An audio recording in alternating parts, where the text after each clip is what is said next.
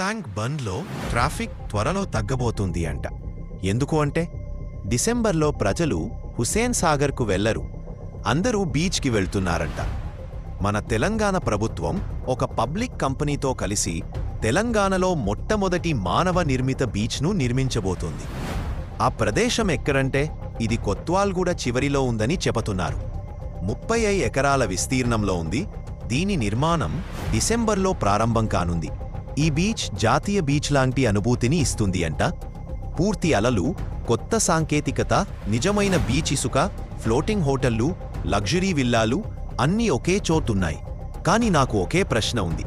గతంలో అందమైన నీరు ఉన్న చోటో అక్కడ మట్టిని నింపి భవనాలు నిర్మించేవారు, మరియు ఇప్పుడు భూమి ఉన్న చోటో వారు అక్కడ తవ్వి నీటిని నింపుతున్నారు.